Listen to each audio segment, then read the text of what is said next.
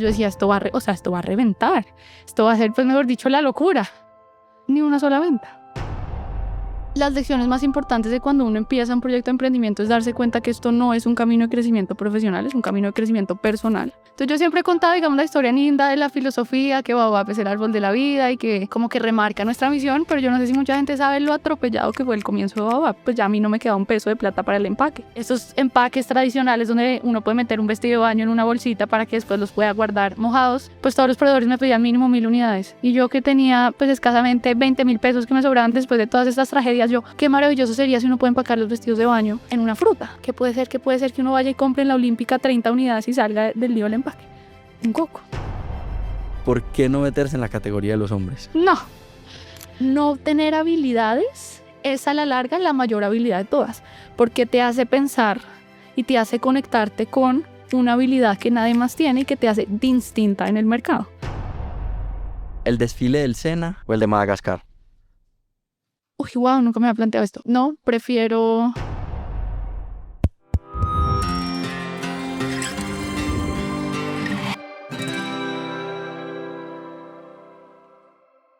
Bienvenidos a De Instinto, el podcast donde todos los lunes convertimos las huellas del éxito en herramientas para tu camino. Yo soy David Llano y la invitada de hoy es Isabela Espinosa, fundadora y directora creativa de Baobab, una marca de vestidos de baño y ropa de playa que hoy vende en más de 450 boutiques y 52 países. En este episodio, Isa te va a contar el camino que llevó al éxito a su empresa y los aprendizajes que le han permitido construir una marca internacional con tan solo 30 años. Isa, tienes 30 años y has creado una marca increíble que vende en todos los continentes, en más de 52 países, en 450 boutiques. Y más allá de eso, una marca con un sentido de responsabilidad social muy alto. Y eso es muy bonito. Cuéntame, ¿qué es Baobab? David, bueno, gracias por esta invitación tan especial. Muy emocionada de estar en el podcast donde las preguntas son mejores que las respuestas. Y te agradezco porque esta pregunta que me haces normalmente inicia con Baobab factura XY, Baobab es esto, pero decidiste escoger el camino de Baobab es una marca que le quiere dar relevancia a un trasfondo circular y de un compromiso de sostenibilidad y un compromiso que viene muy de la mano de esfuerzos sociales conjuntos. Entonces, gracias por ese contexto. Entonces, para darte más insights en relación a qué es Baobab, Baobab significa el árbol de la vida. Es un árbol que crece principalmente en Madagascar. Es un árbol milenario, místico, enigmático. Es un árbol que perdura 3.000, 4.000 años y se ha considerado como el árbol de la vida porque es un epicentro de agua y refugio para un ecosistema entero. Entonces, cuando empezó Baobab, quisimos pensar cómo somos capaces de crear una propuesta que no solo satisfaga la necesidad particular de una persona al ir a la playa, ir a la piscina, sino que beneficie a la sociedad como un todo. ¿Cómo somos capaces de hacer eso y sobre todo qué nombre va a llevar este proyecto? Y ahí fue cuando entendí que Baobab es un nombre que significa mucho más allá que su palabra y escogimos que ese fuera el nombre de nuestra marca y de nuestra misión. Entonces, como tú bien dijiste, somos una marca de vestidos de baño, de ropa de playa, esa es nuestra categoría, con la meta firme de transformar a la moda en un agente de cambio. ¿Y cómo hacemos eso? Entendimos que teníamos que encontrar nuestro lugar en el mundo y la huella que queríamos dejar o la huella que no queríamos dejar. Y por eso trazamos nuestra misión en ser una marca cero desperdicio y una marca circular que a través de sus desechos y desperdicios textiles sea capaz de impulsar a una comunidad entera de artistas y de creativos a redefinir los textiles, a redefinir el desperdicio y convertirlo en una materia prima para producción de nuevos negocios. Te voy a hacer una pregunta que puede sonar complicada, pero no sé si esto sea cierto en todos los casos, pero el nombre de una empresa termina jugando un papel crucial en la esencia de lo que se está creando como proyecto. Por ejemplo, de instinto. Yo siento que hay una forma de vivir de instinto, hay una forma de crear de instinto. ¿Cómo ha influenciado ese nombre que escogiste para tu marca todo el recorrido que has vivido y todo lo que has creado? Es una excelente pregunta y creo que se define en una frase muy poderosa que es: los negocios no son otra cosa que biología pura. Y hay digamos, si uno se remite a la teoría pura de la evolución de Darwin, ve que lo que hay es una diferenciación, una amplificación y un proceso de selección natural. Y los negocios son exactamente lo mismo. ¿Cómo somos capaces de identificar aquello que nos hace diferente o aquello que nos hace distintos? ¿Cómo enfocamos todos nuestros esfuerzos y todas nuestras estrategias para amplificar esa mutación, ese gen que nos hace diferentes de los demás? Y cómo ya le entregamos al mercado esa responsabilidad de hacer un proceso de selección natural. Entonces, cuando tu nombre, sea de instinto, sea Baobab, habla de una misión, habla de un propósito, habla en sí de ser diferentes, pues eso permea no solo la marca, la esencia, sino una cultura organizacional vanguardista que es capaz de mirar los problemas de una forma distinta, que es capaz de transformar dificultades en oportunidades, que es parte de nuestros valores y principios que tenemos en la cultura organizacional de Baobab. Entonces, creo que el nombre tiene una relevancia clave en la forma en la que nos comunicamos de adentro hacia afuera con las personas. Hay algo muy interesante de toda la historia Baobab, y es que cuando uno ve a Isa y uno ve todos los hitos que has logrado, has hecho desfiles en Madagascar, en el Sena, tienes tiendas en Nueva York, en Miami, no tú, Baobab, porque no hablemos de Isa, sino hablemos de la empresa que estás construyendo. Tal cual. Y la gente debe pensar, no, debió haber estudiado, no sé, administración de empresas, tiene un MBA, y eres algo muy alejado a ese prototipo de emprendedor que usualmente nos venden. Eres una abogada y emprendedora que comenzó con 22 años, y mucha gente, no solo mucha gente, voy a hablar de una estadística, y es que el fundador promedio que logra ser unicornio o llegar a tener una empresa con una valoración por encima de $1 billón de dólares está alrededor de los 42, 43 años. Entonces, eres atípica en todos los sentidos, y quiero que me cuentes un poquito de la historia de cómo nace Baobab de la mente de una abogada de 22 años mientras estaba estudiando. Bueno, yo creo que esos inicios son bastante catastróficos, por no decirlo menos. Creo que las lecciones más importantes de cuando uno empieza un proyecto de emprendimiento es darse cuenta que esto no es un camino de crecimiento profesional, es un camino de crecimiento personal, porque es saber tolerar fracaso tras fracaso y poder seguir creyéndole a la idea y poder seguir dándole peso a ese instinto que te dice, vamos para adelante. Entonces yo siempre he contado, digamos, la historia linda de la filosofía, que Baobab es el árbol de la vida y que pues es como que remarca nuestra misión, pero yo no sé si mucha gente sabe lo atropellado que fue el comienzo de Baobab. Como tú bien dices, yo no tenía ningún conocimiento específico en el área o en la industria, pero era algo que me apasionaba tremendamente. Y empecé a decir, bueno, yo escogí esta carrera, amo mi carrera, la volvería a estudiar una y mil veces, pero de pronto, eventualmente, cuando me gradué, va a haber espacio para pensar en algo distinto. Pero eso, David, se me empezó a volver una obsesión, una obsesión, una obsesión, y al final de todos mis cuadernos de público administrativo, de penal, procesal, estaba el modelo de negocio de Baobab. Hasta que dije, no, pues el futuro es ya, ¿por qué no empezamos? Y empecé de una forma supremamente ignorante. Baobab fue, digamos, el propósito de año nuevo, y yo pensaba, bueno, yo entro a la universidad un 23 de enero, tengo 23 días para dejar una estructura de marca modesta montada, y yo seguir estudiando. Terminamos lanzando el 28 de noviembre de ese año, del sinnúmero de problemas que tuvimos para lanzar. Por ejemplo, yo dije, bueno, necesito empezar a conseguir lo básico, que es un taller de confección. Entonces me metí a Google, pues porque no conocía a nadie que me referenciara a ningún taller, y encontré en Bogotá un taller de confección de dotaciones. Dotaciones son uniformes. Y yo decía, pues si allá hay máquinas de confección, pues ¿cuál es la ciencia? Esto seguramente podrán hacer vestidos de baño. Bueno, resulta que eso no tiene absolutamente nada que ver, las telas de las dotaciones versus las licras, y me destruyeron la producción. Y con eso se fueron pues mis ahorros, que fue el capital con el que empecé a Baobab. Entonces dije, bueno, no, tengo que tal vez investigar más de cuál es el taller idóneo, cuáles son estos pasos para no caer en un error en la primera. Viajé entonces a Medellín, que es una industria que está muchísimo más consolidada en el tema de ropa interior y vestidos de baño, y encontré un taller que me prometió que me podía producir la mercancía. Pues ese taller se desapareció, me robó la producción, nunca le pagó a sus modistas y me llamaban a Bogotá a cobrarme, y a mí esta señora pues se me ha desaparecido con toda mi producción. Yo decía, wow, Dios mío, bueno.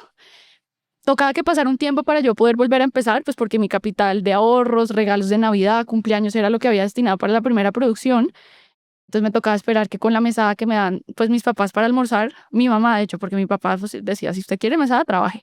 Entonces con la mesada que me daba mi mamá para almorzar, yo decía, bueno, más bien no almuerzo, o me llevo a mi casa un sándwich, no me voy en carro a la universidad para no pagar parqueadero, me voy en bus, y con esa plata yo iba volviendo a recaudar para llegar al siguiente taller. Encontré otro taller que tenía un proceso de estampación en el mismo taller, entonces yo decía, wow, esto es como un paquete completo, me desentiendo de más problemas, todo en uno. Bueno, no tenían ni idea de estampar la tela, me quemaron la tela, eso era una licra rígida, y yo decía, Dios mío, ¿yo en qué me estoy metiendo? Esto no será ya como una señal del destino para decir, bueno, Isabela, concéntrate en tu camino, tú eres abogada, o sea, deja de perder el tiempo en estas cosas que una y otra vez no están saliendo. Pero afortunadamente hay como unas fuerzas intuitivas que a uno lo hacen seguir. Y dije, no, más bien voy a levantar teléfonos, voy a llamar a industrias más, como fábricas y compañías más consolidadas a ver si me sueltan el contacto de un taller en Medellín. Llego yo, David, a un taller absolutamente espectacular en el Hueco de Medellín. O sea, yo el Hueco de Medellín me lo conozco mejor que el Poblado, mejor que todo, porque allá quedan mis proveedores. Entre esos, este gran taller tenía en su momento 45 operarias, era un taller gigantesco, y llegué yo a hacerle mi pitch comercial de que me recibiera como cliente, que yo tenía 30 unidades para producir 10 referencias, que era pues una payasada. Y el tipo me dice, ¿usted cómo pretende que una fábrica de estas desmonte módulos para producir sus unidades? Súbame por ahí 3 veces más y miramos si al final de año yo le puedo abrir un espacio en los módulos de confección. Yo le decía, mire, le prometo que si usted me recibe como cliente, yo voy a ser la cliente más grande que va a tener su taller. Y el tipo, no, no, no, más bien cuando sea grande, vuelve todo. Me vuelvo de Medellín a Bogotá con cara triste, cara larga, y yo no sé, por acto de magia me ve él cogiendo un taxi ahí en el Hueco, me ve por la ventana, y yo no sé si le da pesar, le da lástima, lo que sea, pero me dice por la ventana, bueno, mande sus vestidos y se los confeccionamos. Y yo dije, no, no puede ser, que es esta dicha. Ya, ahora sí ya tengo el taller, ya tengo cómo salir, arrancar, pero me toca otra vez ahorrar para comprar la tela. Ya, bueno, todo este esfuerzo, compré la tela, y yo del afán y de la emoción dije, no, ni siquiera soy capaz de mandarla deprisa, me voy a ir al aeropuerto, a la central de carga deprisa para que eso llegue aeropuerto a aeropuerto, muévame el día siguiente y podamos empezar ya. Me preguntan en deprisa, bueno, ¿por cuánto quiere asegurar la mercancía? Y yo con 3 pesos en el bolsillo, pues, ¿cuánto es lo mínimo? 20.000 pesos, listo, asegúralo por 20.000 pesos.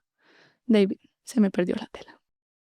Y yo decía, ¿esto qué es? O sea, esto es una señal del destino de no más.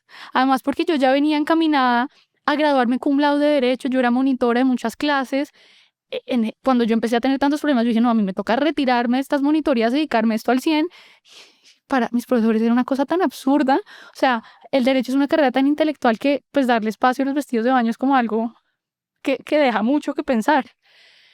Bueno, logré volver a ahorrar la plata. La mandé por deprisa, asegurada. Ya por fin me la recibieron en este taller de Medellín. Y coordino yo unas fotos en el jardín botánico porque desde el principio la premisa era, nos llamamos Baobab, ¿cómo vamos a hacer unas fotos en un estudio con fondo blanco? Tenemos esta misión de sostenibilidad, ¿cómo vamos a llegar a hacer unas fotos cualquiera en fondo blanco? Tenemos que comunicar algo más allá, entonces nos fuimos al jardín botánico. Yo pedí permiso para que nos dejaran alquilarlo valía una millonada, entonces yo dije, no, por favor déjenme usarlo, pero que no sea restrictivo para nosotros. Entonces eran las visitas de los niños de los colegios ese día, entonces pues fascinados con las modelos que eran mis 2 mejores amigas metidas en el agua posando. Y yo ya, mira, me sentía absolutamente realizada. Cuando al final salen estas modelos, yo las arropo, gracias, no sé qué emoción, y me entregan la toalla morada. Ya toda la producción que había estado perfectamente confeccionada, con acabados perfectos, la tela había sido el problema y me destiñó todo. Y esto ya era por ahí septiembre, octubre de ese año, y yo decía, ¿yo a qué estoy jugando? O sea, esto es masoquismo puro y duro. Y dije, no, pues vuelvo a arranque. Y cuando ya por fin volvimos a tener los prototipos, los productos, todo listo, pues ya a mí no me quedaba un peso de plata para el empaque. Esos empaques tradicionales donde uno puede meter un vestido de baño en una bolsita para que después los pueda guardar mojados, pues todos los proveedores me pedían mínimo 1.000 unidades. Y yo que tenía pues escasamente 20.000 pesos que me sobraban después de todas estas tragedias, yo, por favor, véndame 30, véndame 50, véndame 100, o véndamelos pero mes a mes. No, no hubo forma. Entonces empecé a pensar, bueno, esta colección se llamaba Fruit Jungle, qué maravilloso sería si uno puede empacar los vestidos de baño en una fruta. Sería súper, pues no sé, disruptivo, sería distinto esa forma de empacar y seguramente generaría mucho de qué hablar. Pero, pucha, ¿en qué? Pues una patilla se pudre, es gigante, unas hojas de tamal vuelven y me manchan el vestido de baño. Yo ya sé cuál es esa tragedia, por ese camino no hay que volver a coger. ¿Qué puede ser? ¿Qué puede ser que uno vaya y compre en la Olímpica 30 unidades y salga del lío del empaque? Un coco. Y llegamos al cascarón de coco, que fue un elemento insignia de la marca maravilloso. Y es cuando ve que esos problemas en la vida, o empezar desde una industria ajena, realmente te da un capital maravilloso que es no estar en una posibilidad de botarle plata al problema, sino de replantearte las cosas para poder como pensar fuera de la caja y llegar a una solución que hoy en día, pues si te contara más adelante, te contaré hasta dónde llegó nuestro empaque de coco, a abrirnos las puertas internacionalmente, a poder abrir un restaurante llamado Coco, pero esa es la historia como empezó Baobab. Pero me falta un asterisco antes de terminar, que es lo más grave de todo. Yo pensé que lo difícil era consolidar y construir un producto.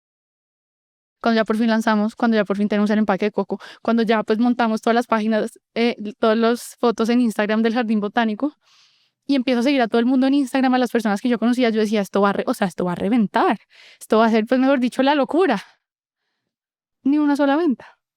Es más, con decirte que esa primera colección de vestidos todavía los tengo guardados en mi casa y algún día haremos una venta de Baobab Vintage de los primeros que empezamos. Y yo, Dios mío, o sea, el reto verdaderamente empieza desde acá. O sea, yo no puedo salir a vender a la gente con un discurso de ustedes no saben lo que yo he luchado para que este vestido de baño exista y esté bien. Uno no puede vender a punta de lástima. Y entonces yo me puse a pensar y me abstraje un poco y pensé, ¿qué hace este vestido de baño diferente de los demás? También está en una escenografía absolutamente tropical, le hace apología a todo este tema de floral, frutal, que eso es algo que ya se ha visto antes.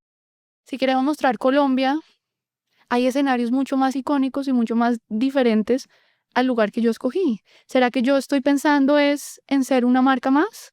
¿O cómo pienso en ser una marca absolutamente diferencial? No solo desde su empaque, sino desde su ADN. Y ahí fue cuando, pues pasado el tiempo, nos tocó recoger esa colección y decir, entendimos que esto no funciona. Y la siguiente colección, que es la que todo el mundo realmente piensa que fue la primera colección de Baobab, nos fuimos al desierto de la Tatacoa, que es una locación pues casi que nunca antes aprovechada, mucho menos para un escenario de playa, de categoría de ropa, vestidos de baño. Hicimos unas fotos maravillosas y ya eran con siluetas asimétricas, coloridos que no tenían nada que ver con prints, ni flores, ni frutas. Y ahí realmente, gracias a esa dificultad, pudimos encontrar quiénes éramos nosotros verdaderamente en el mercado. Hubo algo que me llamó mucho la atención de tu historia, y es que en la vida nada es casualidad. Y además cuando hablamos con muchos empresarios, no son lo que terminan haciendo. Ya te voy a explicar. Yo soy ingeniero industrial y tengo un podcast. La mejor repostera del mundo es arquitecta. Y eso pasa en muchos casos. Y a ti ser abogada te enseñó a nadar contra la corriente. Y quiero entender cómo eso sumó a que lograras llevar a Baobab de 0 a 1 y de 1 a, no diría 100, porque todavía estás en proceso y seguro quieres convertir el mundo, pero de 1 a, digamos, 10. Bueno, creo que es una excelente pregunta, David, porque creo que tener una perspectiva de outsider en la moda nos ha permitido tener una mirada un poquito más crítica y más desde afuera. Te contaba un poco que lo que hemos hecho y los valores de Baobab es transformar dificultades en oportunidades. Eso lo hicimos en un primer lugar con nuestro empaque del coco. En segundo lugar lo hicimos con el tema de los prints. Yo me metí a clases para poder aprender a dibujar y hacer los prints de los vestidos de baño. Pues eso fue un desastre. Fue un desastre y al final, bueno, yo seguía en clases, salía a la universidad para tener clases con un profesor que me enseñaba a usar Photoshop. Y al final a mí ya me parecían lindos solo de pensar todo el esfuerzo que me había implicado llegar a eso, pero yo los veía desde afuera y yo decía, eso es horrible, eso es horrible. Entonces una vez saliendo de clase le tomé una foto, un atardecer, y dije, wow, si esto uno lo pudiera saturar y mandar a la empresa que sublima y me hiciera una tela así, ¿qué tan costo eficiente y disruptivo sería? Y oh sorpresa, sale una tela que es un degradé maravilloso, que hoy en día en Baobab no hay prints, todos los degradés están inspirados en ese aquel atardecer que le dio paso a todo. Y es cuando uno va viendo que no tener habilidades es a la larga la mayor habilidad de todas, porque te hace pensar y te hace conectarte con una habilidad que nadie más tiene y que te hace distinta en el mercado. Otro reto, por ejemplo, fue Europa. Europa, digamos, después de que nosotros ya iniciamos este proceso de internacionalización después de pandemia, lo hicimos con una estrategia beach to bar. Dijimos, bueno, ¿cómo se traduce la sostenibilidad desde el punto de vista de diseño? ¿Cómo contamos esta misión de Baobab sin que esté Isabela Espinosa en el piso de ventas de Saks contando lo que hacemos? Necesitamos que el diseño mismo hable por sí solo, necesitamos que el producto sea capaz de comunicar este mensaje. Y entendimos que eso iba a ser posible a través de la versatilidad, que la versatilidad para nosotros iba a ser la traducción de la sostenibilidad en el diseño. Porque si tú te ibas a ir de viaje, en vez de comprarte 10 vestidos, te comprabas un Baobab y podías transicionar muy fácilmente de una salida de vestidos de baño que estaba originalmente pensada para una ocasión de uso de playa, pero la podías accesorizar y ya tenías un vestido de fiesta y tenías esta connotación de celebración que antes en la industria colombiana digamos que los esfuerzos no se concentraban mucho en ese segmento.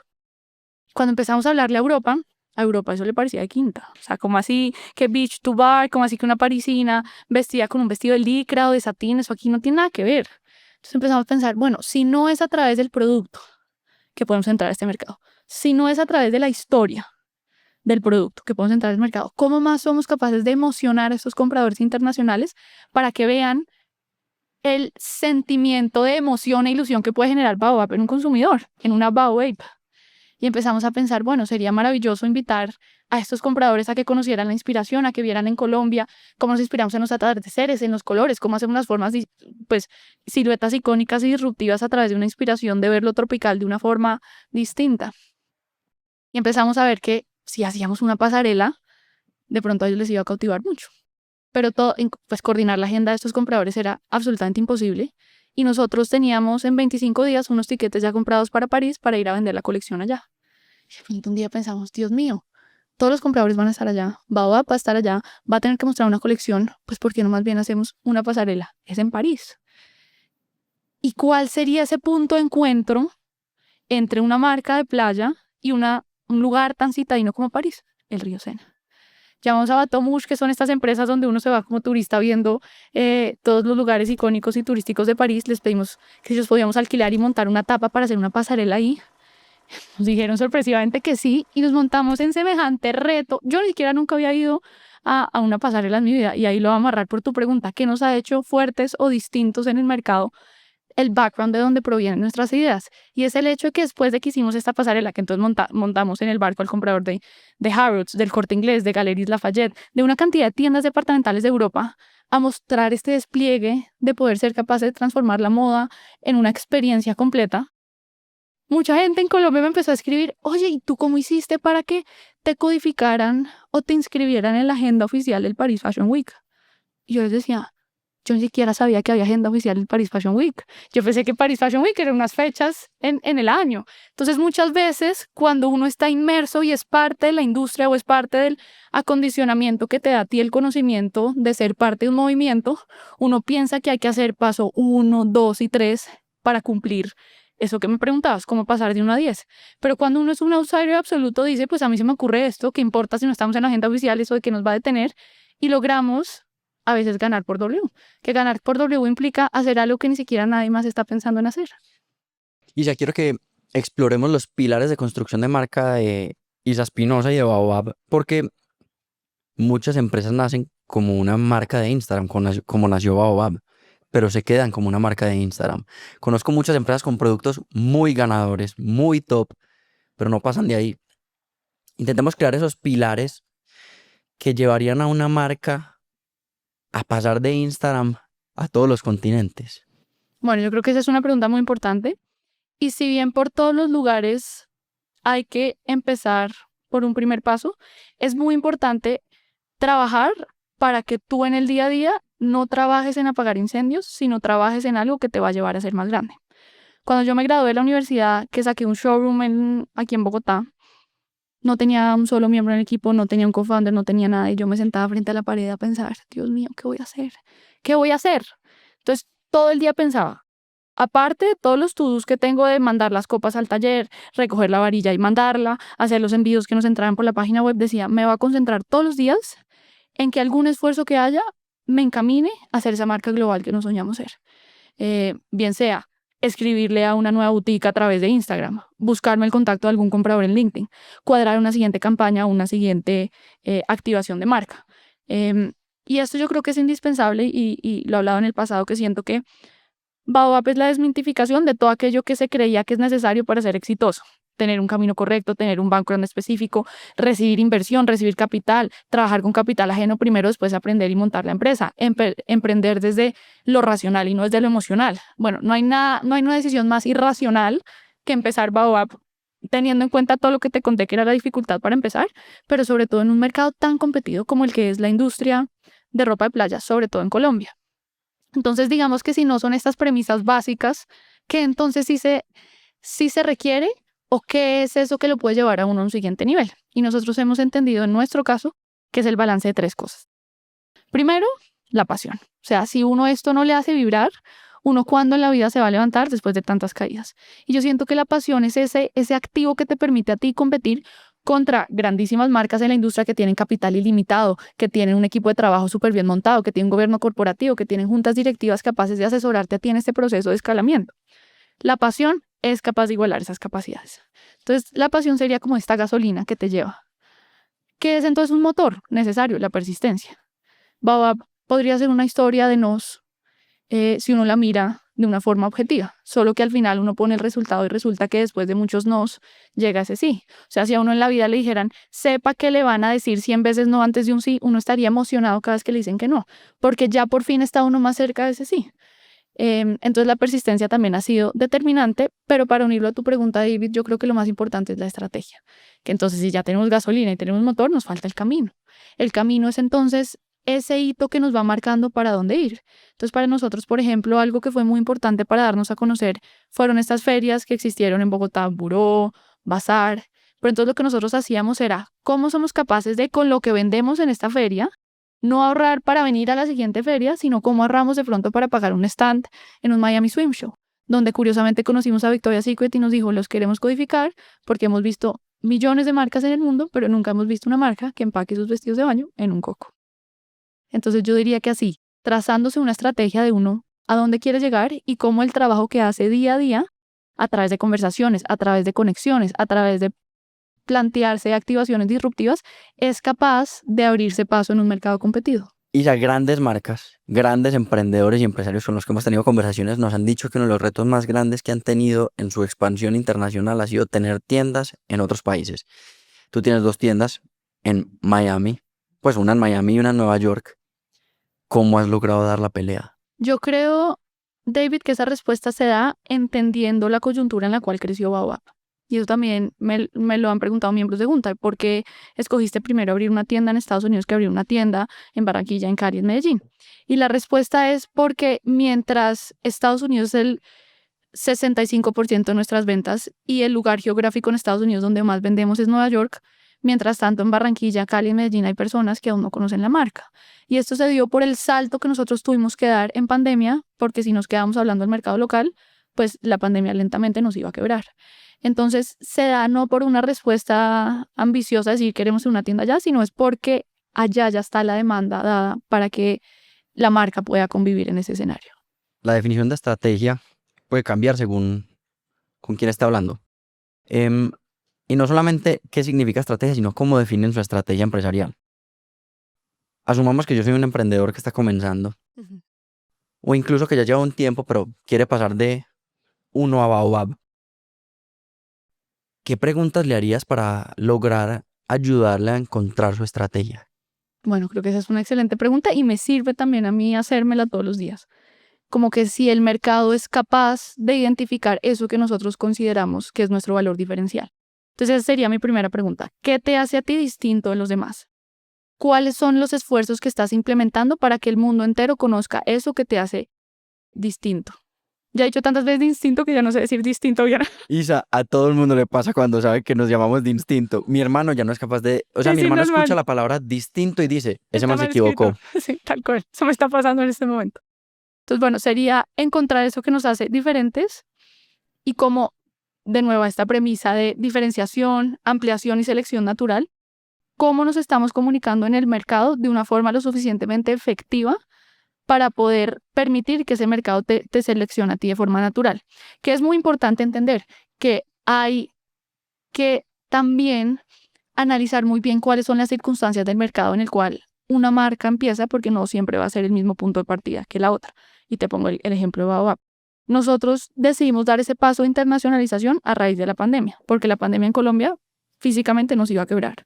O sea, yo a veces que tengo problemas me meto en Shopify a ver cuáles fueron nuestras ventas de abril y mayo del 2020 y digo, si uno salió de eso, David, sale de lo que sea. Entonces es muy bueno porque cuando uno ya tocó fondo, uno sabe, ¿no? Desde ahí, o sea, uno ya solo hay para arriba. Entonces, en ese momento entendimos, bueno, Colombia va a ser un país que va a tener además medidas restrictivas mucho más complejas que de pronto un mercado internacional, un mercado de Estados Unidos. ¿Y qué va a ser lo primero que va a querer hacer la gente cuando, pues, le abran, pues, estas limitantes tan estrictas de cuarentena? Viajar. Entonces va a haber un boom post pandemia como efectivamente hubo en la categoría y nosotros tenemos que estar preparados y ya tenemos que tener distribuidores muy sólidos que sean capaces de, pues, tener en su catálogo Baobab. Entonces, para nosotros, digamos que crecer a través de canales B2B y distribuidores fue determinante. Y fue lo que nos permitió pasar de pronto de 0 a 5. Pero hoy en día, si tú me preguntas a mí si hoy en día sería posible crecer de la misma forma sería un no rotundo, porque esas tiendas departamentales en este momento se están empezando a quebrar, muchas ya se han quebrado y no tienen el monopolio de distribución de las marcas hoy en día. Antes en Nueva York, cuando tú querías ir a conocer marcas curadas, pues te ibas a Saks Fifth Avenue porque no había más. Hoy en día, como no hay barreras de entrada a los mercados, tienes un e-commerce que te despacha en 2 o 3 días, tienes inclusive la tienda que es capaz de poner una marca que es capaz de poner su propia tienda. Entonces ellos siguen con estos costos fijos de arriendos elevadísimos y no han sabido o no han podido, por sus estructuras tan complejas, estar a la vanguardia. Entonces son empresas que tristemente se están quebrando y a nosotros, por ejemplo, Saks se quebró y perdimos, está en proceso de quiebra y perdimos a nuestro principal cliente y una cartera de cuentas por cobrar muy importante, lo cual nos ha afectado un flujo de caja de una forma inimaginable. ¿Qué hemos tenido que hacer? ¿Y qué haría yo si fuera una emprendedora empezando hoy 2026? Construir una marca B2C al 100. ¿Cómo somos dueños de nuestro consumidor final? ¿Cómo esas campañas nos van a servir para viralizarnos, bien sea con una idea de aspiracionalidad, bien sea con una idea de generar contenido orgánico en el cual el consumidor se relacione tanto con la marca que la prefiera? Hay tantas estrategias y tantos espacios en el mercado para hacerse paso que hoy en día enfocar los esfuerzos en un canal de distribución yo diría que es un tiempo perdido. ¿Qué referentes globales hay de marcas que están posicionadas en la mente del consumidor final y no del B2B? ¿Qué marcas son las que tú dices, yo quiero ser lo que es esta marca? Obviamente no en esencia, sino como en negocios. Un Matelsa, maravilloso. Maravilloso esa forma en la que son capaces de replantear lo que uno pensaba que era la moda. Un Nude Project, increíble. O sea, esto es un fenómeno que trasciende fronteras, que trasciende inclusive segmentos. Y uno que a mí personalmente me gusta mucho es Jacquemus. Jacquemus supo redefinir la industria y poner a temblar a muchas casas de lujo por hacer las cosas de forma disruptiva. Y sí, tendrá distribuidores, pero el pie de sus ingresos no está determinado por estas estrategias de negociación tan complejas que te toca tener cuando tú dependes de 2 o 3 distribuidores. Ahorita que decías como que no hay decisión más irracional que emprender, yo creo que hay un término que se me vino a la cabeza cuando me dijiste eso, y es que los emprendedores tenemos que tener cierta irracionalidad inteligente. O sea, Tenemos que como hacer que ser balance. muy irracionales, pero ser muy inteligentes con esa irracionalidad y ejecutar sobre eso. Em, Quiero pasar a entender cómo una marca se puede comer el mundo, porque exportas el 70% de tu producto. No sé si esa cifra haya cambiado, pero es más o menos lo que leí. Y no solo eso, sino que tienes tiendas en Nueva York y en Miami. Miramos los dos lados de la moneda. ¿Cómo lograste llevar a Baobab al mundo? ¿Cómo llevarías a Baobab al mundo hoy? Bueno, perfecto. Creo que la respuesta sigue siendo la misma, simplemente cambiaría el canal de distribución, pero yo creo que la forma en la que nos hemos dado a conocer es con la mezcla de 3 factores principales. El primero, lo que te contaba al principio, este trasfondo que tiene la marca que hace que Baobab no sea solo un producto, sino una historia que contar. Número 1. Entonces tú ya no le hablas a un consumidor, sino le hablas a una comunidad que le interesa el trasfondo social, ambiental de la marca. El segundo, desde el punto de vista ya del producto, del diseño, cómo esta versatilidad nos ha permitido tener este motor movilizador maravilloso y esta estrategia beach to bar, day to night, en el cual para nosotros la versatilidad es eso que nos hace diferentes. Y el tercero y muy importante también es una estrategia de precios muy estratégica, porque nosotros cuando fuimos a empezar en el mercado y yo me pegué tal obsesionada, tanto así que yo decía, yo no le puedo contar esto a mis amigos porque inclusive siendo abogados yo creo que les va a dar ganas de salir a montar su propio baobab. O sea, así de racional era mi mente en ese momento. Que yo empecé a identificar que en el mercado de vestidos de baño específicamente, si uno lo ve en una gráfica de precio y diseño aspiracional, había marcas que se enfocaban acá y que se encontraban con una propuesta de diseño maravillosa, ultra aspiracional, con un storytelling poderosísimo, pero a su vez con un precio de venta muy alto. Y por otro lado encontrabas tú marcas de vestidos de baño que tenían una estrategia de comunicación de hablarle mucho más a un consumidor masivo, un consumidor que no le importaba tanto el storytelling, y a su vez entonces tenía un precio correlativo a esa propuesta de valor que estaba adquiriendo. En la mitad no había nada. Y ese fue, digamos, como el elefante blanco que atacamos, y por eso Saks en su momento nos decía, yo siento que Baobab es un no-brainer, porque uno no se la piensa 2 veces al momento de comprarlo. Tiene historia que contar, tiene un producto atemporal y un diseño versátil que te permite usarlo varias veces y en distintas ocasiones, y tiene un precio de venta que no te deja, digamos, dudártela al momento de comprar. Entonces esto fue determinante y ella también nos decía, es refrescante ver que una marca se quiera posicionar en un segmento de lujo, no a través del precio, sino a través de una campaña disruptiva, a través de una experiencia de marca trascendental, a través de unas campañas que te dan ese efecto como de aspiracionalidad, que si me preguntas a mí, eso es lo que me inspira creativamente. cómo generar experiencias aspiracionales, ese sentimiento como que perdura en ti y que te da ese wow factor al verlo y al generarlo. Entonces yo diría que esas tres cosas, empezándolas en su momento como estudiante de Derecho o a hoy, me enfocaría en ese balance de tres cosas que te permitan escalar rápidamente por tu precio de venta, pero que cuando te vas a posicionar no lo haces desde el precio, lo haces desde un producto y una campaña aspiracional. Ya los europeos valoran la versatilidad. Absolutamente. Pero después de este barco y de este desfile, porque esto fue algo que nos abrió, yo creo que hasta el día de hoy, David, muchas puertas. Y nos pasó que después Medio Oriente es nuestro tercer país en ventas en términos de exportación. Y después de París nos dijeron, oigan, nos encantaría invitarlos a hacer un desfile aquí en Galeries Lafayette en el Mall de Dubái. Nosotros pensamos, wow, por más interesante que suene esta invitación, eso es Baobab. Será, digamos que, parte de nuestro ADN hacer un desfile en un centro comercial cuando lo que queremos es enaltecer esta inspiración de la naturaleza, este lugar icónico, utópico llamado Baobab. Dijimos, pues gracias por impulsarnos a esto, pero más bien nosotros los invitamos a asistir a una pasarela que vamos a hacer en las dunas de Dubái y va a ser una pasarela guiada por camellos. Entonces, eso nos ha permitido montar a estos aliados estratégicos que queremos tener, pero de una forma disruptiva. Y algo que no me has preguntado, pero creo que es determinante, David, es también tener mucha conciencia financiera cuando uno hace este estilo de inversiones. Y es cuando uno ve que Baobab no empezó haciendo un desfile en el río Sena en París cuando nadie lo conocía, sino fue cuando ya habíamos tenido un poquito de tracción que además nos permitía tener los fondos suficientes para salir a decir, es sensato hacer esto. ¿Cómo lo hicimos? Honrando otros de los principios que tenemos como cultura organizacional, que es hacer más con menos. O sea, cuando nosotros contratamos a Bateau Murcia, una productora que nos iba a permitir hacer este montaje de Baobab como un barco, una pasarela itinerante, y nos decían, miren, ustedes mínimo tienen que alquilar el barco 2 días. O sea, es imposible hacer un montaje, brandear todo el barco con telas que digan Baobab, eso se tiene que hacer 2 días. Y nos decían, pues perdón, solo tenemos para un día, escasamente. Entonces pedimos un permiso especial para que nos dejaran entrar a las 4 de la mañana. Obviamente las telas con las que se brandeaba el barco no las hicimos en Francia. Paramos aquí los talleres de producción. Esperen, no produzcan más vestidos de baño, produzcan esta tela que va a decir Baobab. Después llegamos allá y no nos engarzaban porque no eran del mismo tamaño. Esa cantidad de cosas que lo hacen a uno sufrir, pero que a la larga son más baratas que haber pagado la tela allá. Y uno siempre soluciona. Uno ve cómo soluciona. Nos pasó también en el desfile de Dubái, que empezó a tener tal volatilidad la TRM que se nos salió en su momento el presupuesto porque el dólar se trepó mucho. Dijimos, nada, pues no vamos a poder tener hair and makeup. Niñas, todas las de comunicación en las que vayamos, hagamos un curso de maquillaje y peinado y vamos nosotros y peinamos y maquillamos a las modelos. O sea, esto aquí se trabaja con las uñas.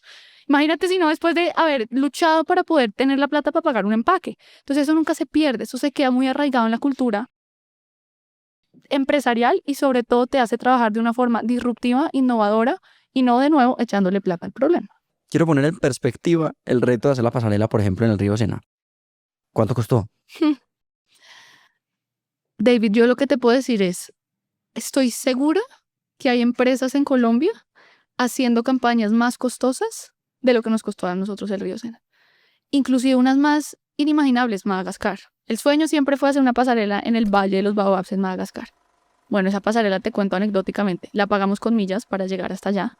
Y cuando empezamos a trabajar con la comunidad, porque además el reto más grande de hacerlo en Madagascar es que allá no hay infraestructura de ninguna naturaleza, tanto así que no hay agencias de modelos. Entonces nos tocaba hacer un casting con las mujeres de la aldea para ver si ellas se animaban a desfilar Baobab y después llegar ese día, que alquilamos también un solo día el espacio, para ver si le quedaban. Entonces, lo que te voy a decir es que esas pasarelas valen menos que cualquier campaña que uno pueda hacer en Colombia. Simplemente hay que replantearse y pensar, bueno, ¿será que pagamos modelos o trabajamos con mujeres de la aldea? ¿Será que maquillamos o nosotros mismos aprendemos a maquillar? Este año, por ejemplo, va a pasar, yo creo que el hito más grande, que yo digo, si eso se da, y firmo mañana, por eso todavía no puedo contar. ¡No! Si eso pasa, David, mira, yo ya digo, me puedo morir tranquila. Pero es un esfuerzo colectivo de marca país, porque este es un esfuerzo tan grande. A ver, te lo voy a poner de estas formas. Una empresa, una organización o un país está buscando la primera marca latinoamericana con la cual hacer una colaboración y escogió a Baobab. Y tristemente no puedo contar qué es, pero se me ponen los pelos de punta porque es poder redefinir que todo aquello que uno piensa que es imposible, es posible. Solo si es capaz de entender y es una frase de mi abuela que siempre me la robo, que la fe no es ciega, es visionaria. Y tú eres capaz de creer en tu sueño de la misma forma en la que ya las demás personas que trabajan en Baobab lo creen. Hay puertas que se te abren, David, de forma automática. Entonces, no puedo decir qué es, pero el día que pase te acordarás de mí y dirás, wow, esto es algo que genera tanto impacto y tanto esfuerzo que estamos saliendo a tocar a las puertas al gobierno para que sea capaz de apoyarnos en esta estrategia que excede totalmente nuestras capacidades, nuestra capacidad de endeudamiento, de financiamiento, de todo lo humanamente imaginable. Todo lo racional. Exacto. Lo Todo lo estoy- racional. Exacto. Salud, por eso no tengo Salud. vino, pero Suficiente. qué bien, Isa. Em, bueno, quiero hacerte una pregunta. Ayer hablé con alguien muy importante para ti que está en tu junta, Ya me contaron quién es, ya me contaron quién que es es. un gran tipo y le mando un saludo. Em, y me dijo que te preguntara lo siguiente porque tenías una visión muy clara de por qué hacías esta renuncia. Que estoy muy bravo de que hagas esa renuncia, pero no importa. ¿Sabes qué te voy a preguntar? Por supuesto, que sé que va a afrontar y sé ya quién te dio la idea. ¿Por qué no meterse en la categoría de los hombres? No. Ay, Dios mío, no. Esta pregunta solo se puede llamar Esteban González. Bueno, quiero contarte que Esteban ha jugado un papel indispensable en el futuro de Baobab. Yo conocí a Esteban el año pasado y le contaba en conversaciones que para mí ha sido pues un regalo de la vida porque yo, David, nunca he tenido un mentor. Yo, Para los que no saben quién es Esteban González, es el CEO de Arturo Calle y antes fue el CEO de Agua Bendita. exacto, gracias por el contexto. Mm, Te decía que yo nunca he tenido un mentor porque yo nunca, empezando, porque nunca he tenido un jefe y las personas a las cuales yo les he reportado alguna vez en mi vida eran profesores de derecho, que si bien admiro de una forma indescriptible y que me han enseñado muchísimo, nunca han sido mis mentores en este reto tan grande que se llama Baobab, en algo que yo ni siquiera puedo descifrar y que todos los días lucho para estar a la altura de este reto. Y por cosas de la vida conocí a Esteban este año, se volvió miembro de junta en Baobab y me ha llevado a un poco esa pregunta que hacías. ¿Cómo uno lleva Baobab de 1 a 100, pero cómo las lleva de 100 a 1000 o de 100 a 1.000.000? Esa es la gran pregunta. Y creo que esa respuesta se da a través de un gobierno corporativo claro, de unos procesos para que, y aquí me remonto a una frase que siempre me dice mi papá, cuídate de no estar construyendo una estatua con pies de plomo.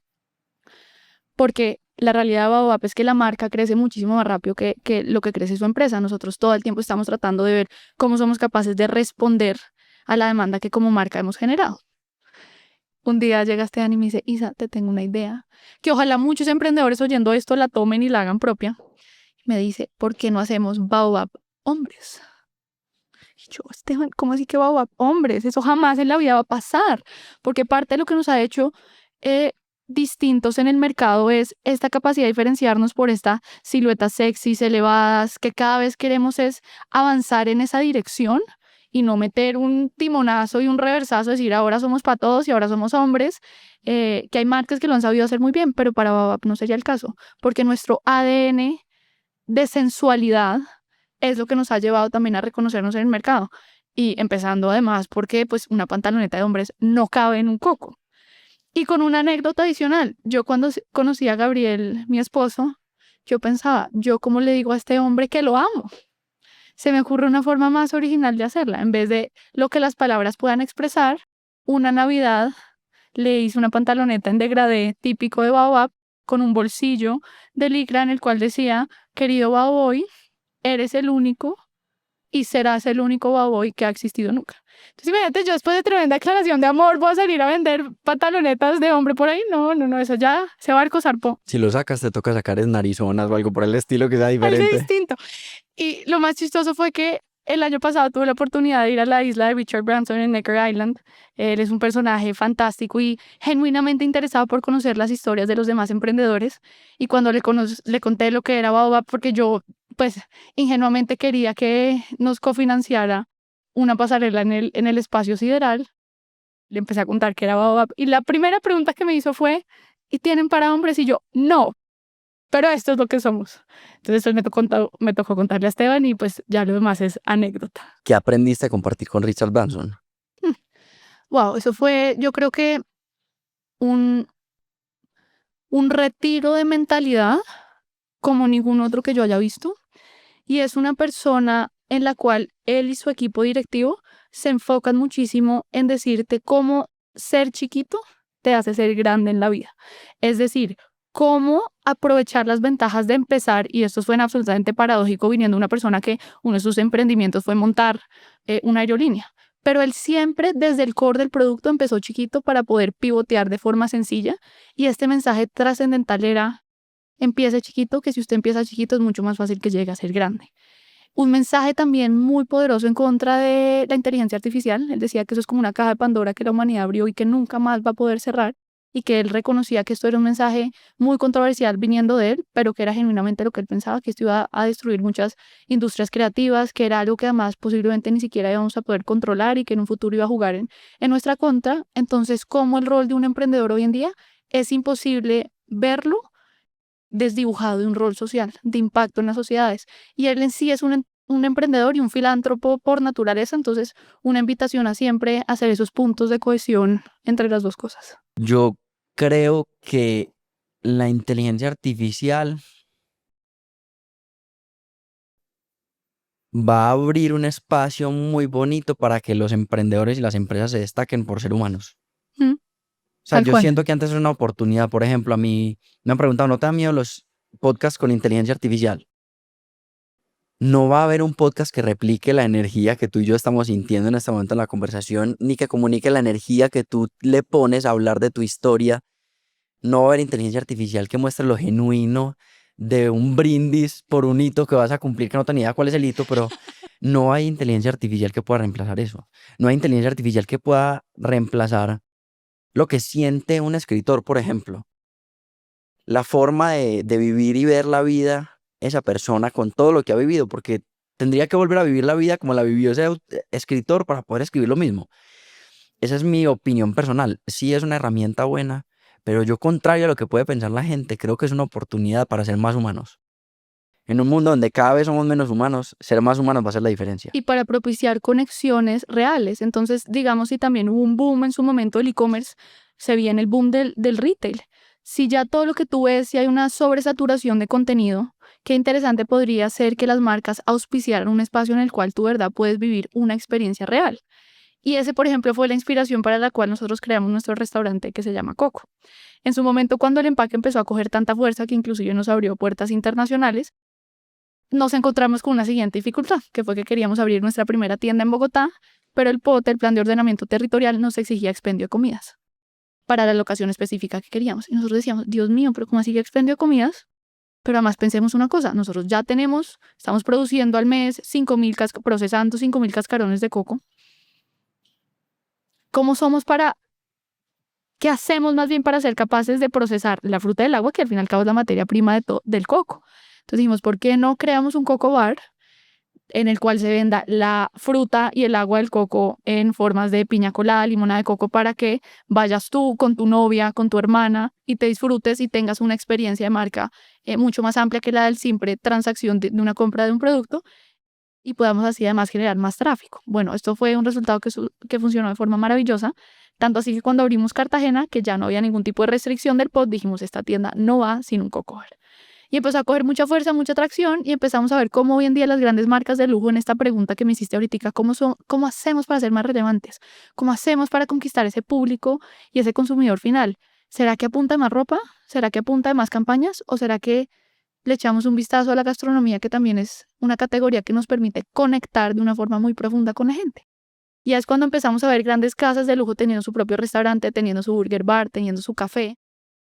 Y ahí fue que nosotros dijimos, bueno, nosotros ya tenemos Coco Bar en todas las tiendas, ¿por qué no damos un paso más y transformamos este concepto de coco en toda una experiencia gastronómica? Pero ya no inspirada en la fruta, sino en el concepto coco comida compartida, coco comida contemporánea. Y es así la razón por la cual Baobab inicia y vuelve a emprender después de unos años en una nueva industria, en una nueva categoría, con una premisa simple. Si bien nada tiene que ver con el core del producto, tiene todo que ver con el core de la marca, que es poder transformar a la moda en un elemento intangible y aprovechar cada oportunidad para invitar a esta persona a conocer este universo de marca. Entonces, de mar a tierra es este concepto beach to bar aterrizado a la comida, y cómo la mesa, a través de un compartir, te hace elevar esa experiencia Baobab. Entonces, David, yo sé que estás en Bogotá muy pocos días, pero nos tenemos que ir a probar coco y que nos des el visto bueno. Firme, cuando nos digas, Dani, ¿cuándo tenemos libre una tardecita, una? Isa, hay dos frases que mientras planeaba el episodio se destacaron para mí, que dijiste, y quiero explorarlas un poco. La primera es fallar también es avanzar. Y quiero saber cuáles han sido las fallas y los errores más grandes que más te han hecho avanzar con Baobab. Bueno, te voy a contar uno chistoso y uno tan chistoso. Empecemos por el chistoso. Cuando Intermix, que fue uno de nuestros clientes más grandes, nos dijo, ustedes ya están en el máximo presupuesto de su categoría, o sea, no nos da para crecer más con 3 colecciones al año, saquen una cuarta. Hagan por primera vez otoño-invierno, fall-winter, que nosotros les vamos a comprar esa colección. Entonces dijimos, bueno, ¿cómo hacemos una colección fall-winter a modo Baobab? Y pensamos, si lo nuestro es la versatilidad y ya somos from beach to bar, ¿cómo somos capaces de ser from beach to snow? Entonces nos fuimos a los Alpes suizos a hacer una pasarela en esquí sincronizado en la nieve, donde competían unas esquiadoras profesionales con las piezas de knitwear de nuestra colección. Fue un reto gigantesco. Yo me fui con el pie roto. Mejor dicho, además yo nunca en mi vida había esquiado, entonces yo ignorantemente le pedí a las esquiadoras como, por favor, para la toma no se paren en forma de pizza, sino si se pueden parar de lado, el vestido se ve mejor. Meses después tomé clase, yo iba bajando en pizza de principio a fin. Pero bueno, un reto gigantesco y de nuevo, porque solo alquilamos la pista, además mediodía, porque es que un día entero hubiera sido, pues se nos haría el presupuesto. Entonces, corriendo con el equipo, walkie-talkies, tiren la lanza, bueno, en fin, un esfuerzo salvaje. Y ya cuando llega el lookbook, llega el catálogo, pues la emoción de ver además a Baobab en la nieve, eso fue una campaña que yo creo que todos los que hicimos parte recordamos con muchísimo cariño. Y se la empezamos a mandar entonces a todas las tiendas departamentales. Nuestra primera colección fue Winter, por primera vez Baobab from beach to barn, from day to snow, from beach to snow. Y empezamos a recibir respuesta de todos como, ay, muy lindo, gracias, pero no gracias. Nosotros no estamos interesados en ropa técnica de esquí. Y nosotros, ¿en qué? Entonces les pedimos una llamada. Sí, pues yo no soy la buyer de ropa técnica de esquí. Y nos pasó que por querer ser muy creativos, después los compradores empezaron a pensar que vestidos sencillos tenían ropa térmica o calefacción o eran parte no de la categoría de ropa, sino que era pues ropa térmica de esquí.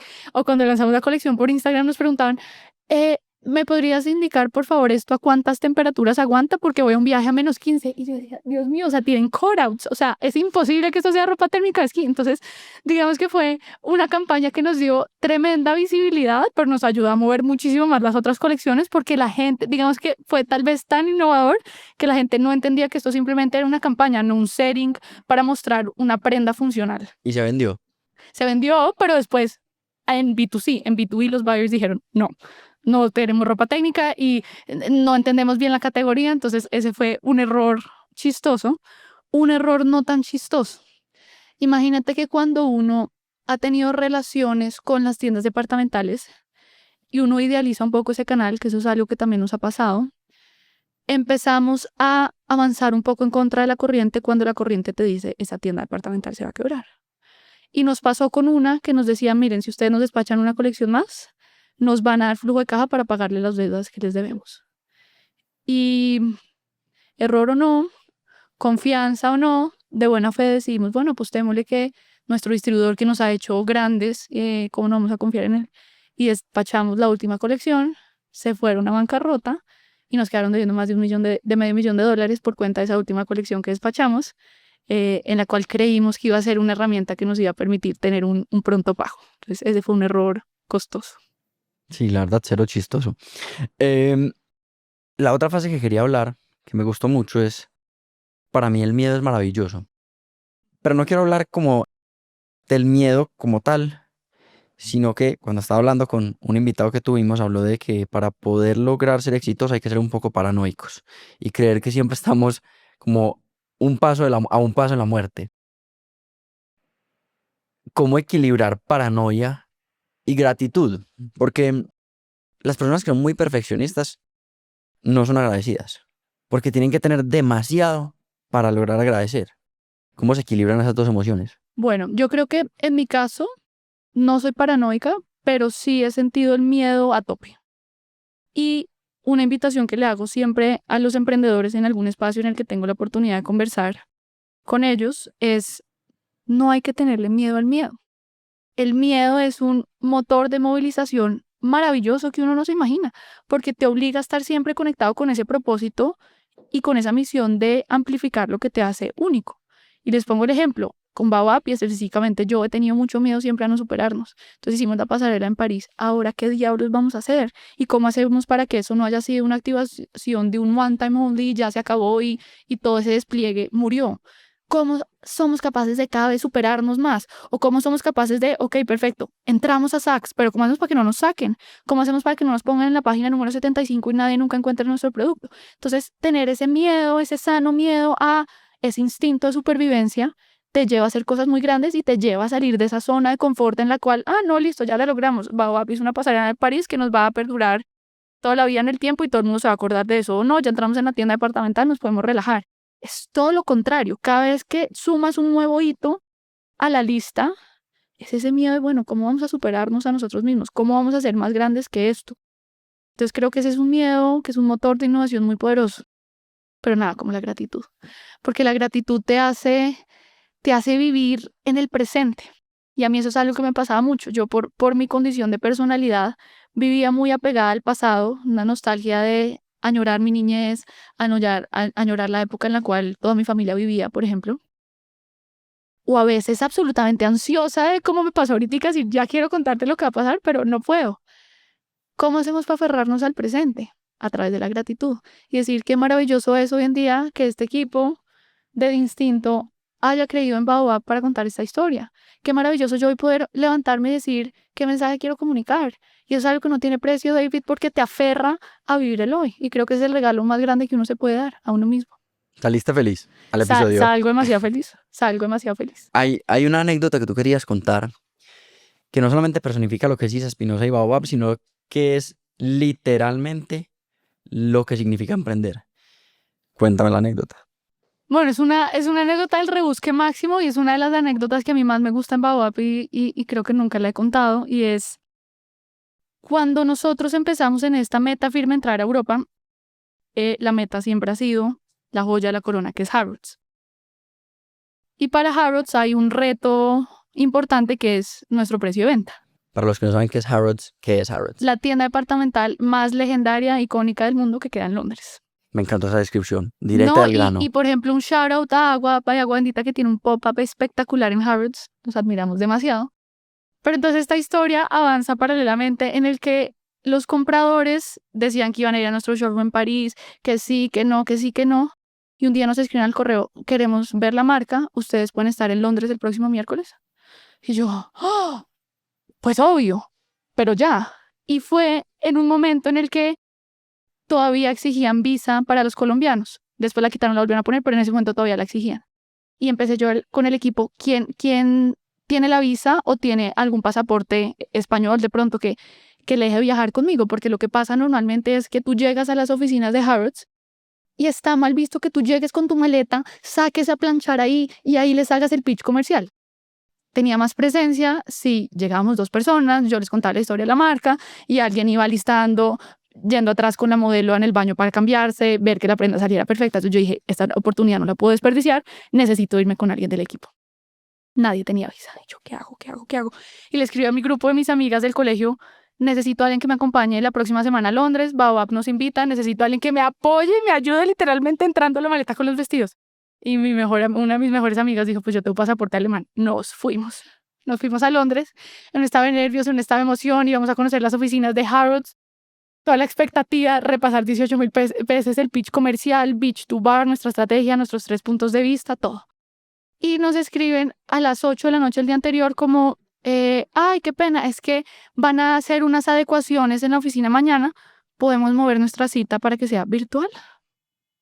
Y yo, Dios mío, ¿cómo así? Nos vinimos hasta Londres en semejante esfuerzo y además yo he sido testigo y además soy fiel creyente que la cara del santo es la que hace el milagro.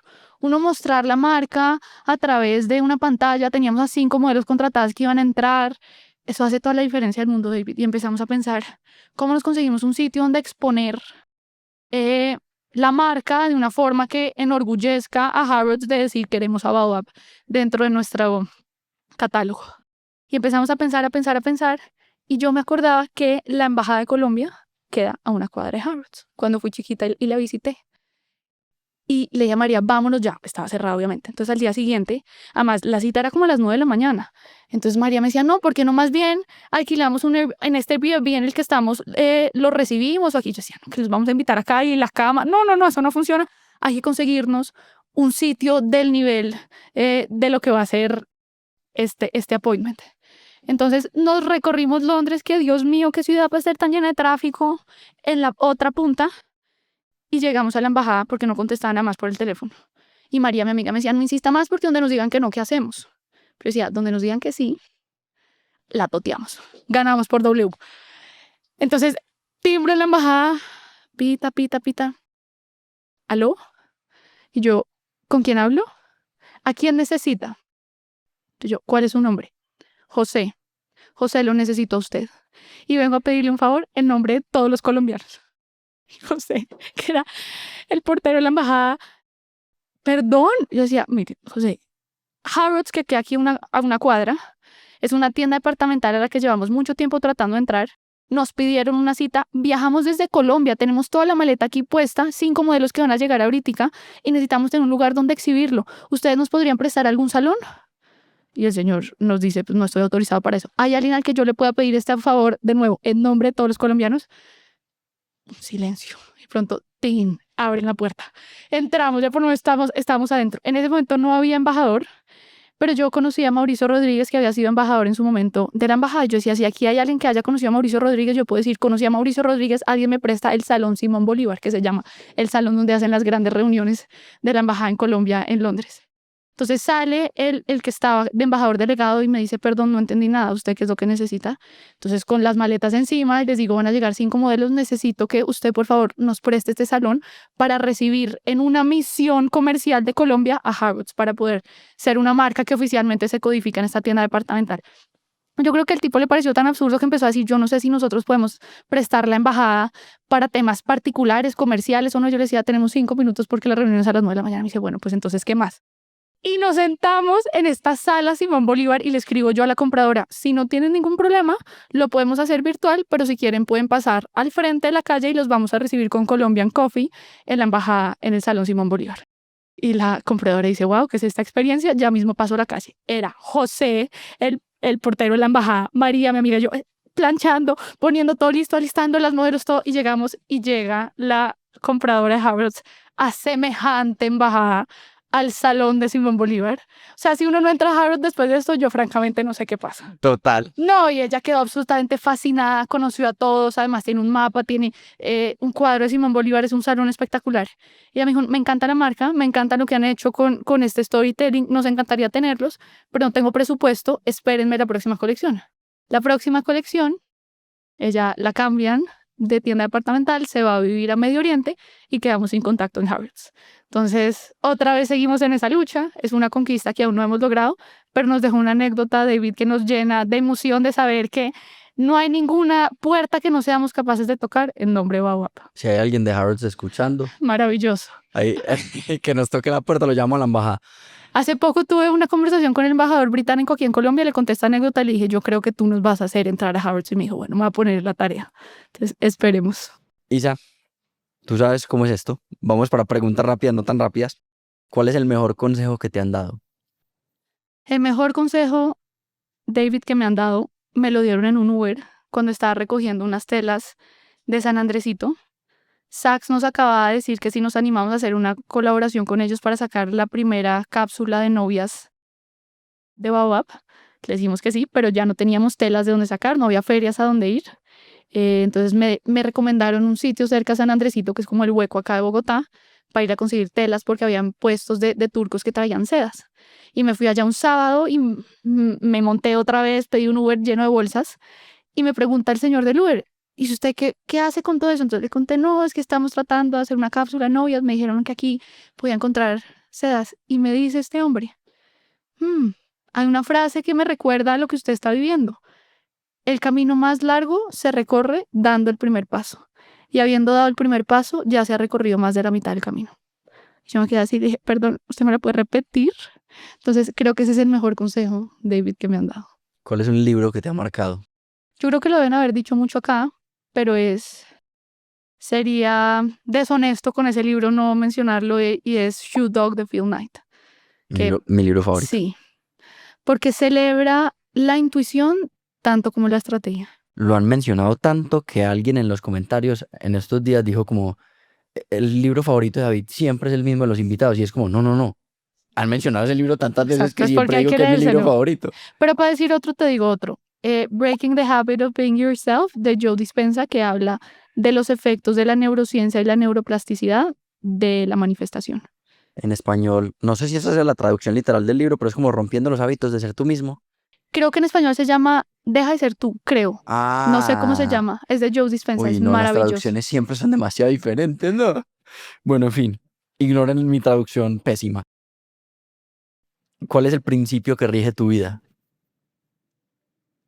Vivir la vida con pasión. ¿Cuál es tu definición de éxito?